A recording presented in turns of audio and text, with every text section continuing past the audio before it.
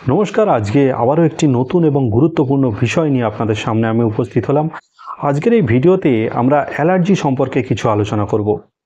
যাদের অ্যালার্জির সমস্যা দীর্ঘদিন ধরে হয়ে আছে এবং যারা অ্যালার্জির জন্য কোনো অ্যালোপ্যাথি মেডিসিন দীর্ঘদিন ধরে খেয়ে যাচ্ছেন, তারা হয়তো এই ব্যাপারটা লক্ষ্য করে দেখেছেন যে যতদিন আপনারা অ্যালার্জির জন্য অ্যালোপ্যাথি মেডিসিনগুলি খেয়ে যাচ্ছেন, শুধুমাত্র ততদিনই আপনাদের অ্যালার্জির সমস্যা কিছুটা কম থাকছে এবং তার সাথে সাথে ডাক্তারবাবুরা আপনাদেরকে অনেক কিছু খাবার দাবার খেতে নিষেধ করে দিচ্ছেন।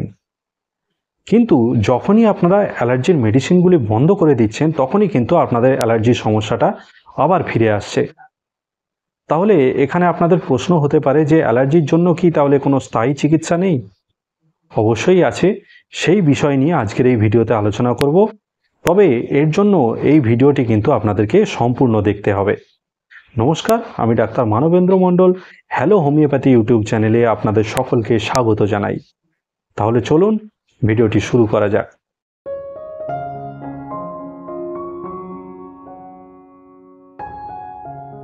যদি আপনারা অ্যালার্জির সমস্যা থেকে স্থায়ীভাবে রিলিফ পেতে চান, তাহলে অবশ্যই অ্যালার্জি সম্পর্কে কিছু বেসিক ধারণা আপনাদেরকে রাখতেই হবে। না হলে অ্যালার্জির জন্য আপনারা কী ধরনের চিকিৎসা গ্রহণ করবেন সেই সিদ্ধান্তটাই আপনারা নিজেরা নিতে পারবেন না। এই জন্য আজকের এই ভিডিওর প্রথমে অ্যালার্জি সম্পর্কে কিছু সাধারণ ধারণা খুব সহজভাবে আলোচনা করার চেষ্টা করব। তবে অ্যালার্জি সম্পর্কে কিছু জানতে গেলে প্রথমেই আমাদের ইমিউন সিস্টেমের ফাংশন সম্বন্ধে জানতে হবে। আমাদের যে ইমিউন সিস্টেম আছে সেটা আমাদের দেশের বর্ডারে থাকা সৈনিকদের মতো কাজ করে।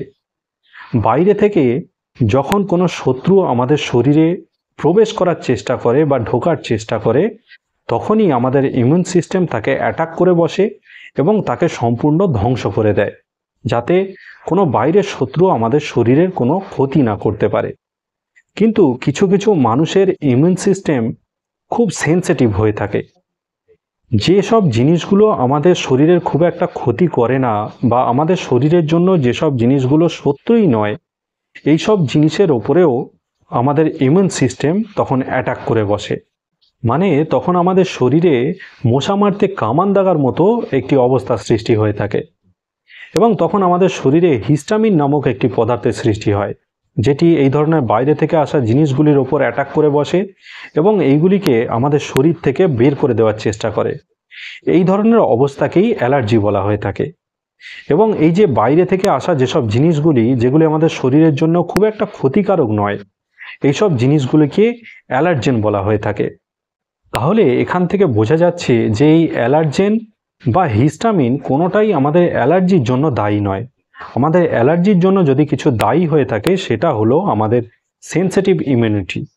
এই জন্য অ্যালোপ্যাথি বা অন্যান্য চিকিৎসায় কি করা হয়, অ্যান্টি হিস্টামিন কিছু মেডিসিন দেওয়া হয় এবং তার মাধ্যমেই অ্যালার্জিকে কন্ট্রোল করার চেষ্টা করা হয়। কিন্তু হোমিওপ্যাথি চিকিৎসার মাধ্যমে আপনার সেনসিটিভ ইমিউনিটিকে কিভাবে রিপেয়ার করা যায় সেই চিকিৎসা করা হয়। এই জন্য হোমিওপ্যাথি চিকিৎসাতেই কিন্তু আপনাদের অ্যালার্জির সমস্যা সম্পূর্ণভাবে সেরে যেতে পারে। আমাদের অনেকেরই একটি ধারণা আছে যে শুধুমাত্র খাবার দাবার থেকেই অ্যালার্জির সমস্যা তৈরি হয়ে থাকে, কিন্তু এই ধারণা সম্পূর্ণ ঠিক নয়। কিছু খাবার দাবার থেকেই অবশ্যই অ্যালার্জির সমস্যা আসতে পারে, যেমন কিছু মাছ আছে, ডিম থেকে বা কিছু চর্বি জাতীয় জিনিস থেকে অনেক সময় অ্যালার্জির সমস্যা আসতে পারে। কিন্তু তাছাড়াও অনেক সময় কিছু পরিবেশগত কারণেও আমাদের অ্যালার্জির সমস্যা হতে পারে। অনেক সময় বৃষ্টির জল থেকে অ্যালার্জির সমস্যা হতে পারে, বা ধুলো বা ফুলের পরাগ থেকেও অনেক সময় অ্যালার্জির সমস্যা হতে পারে।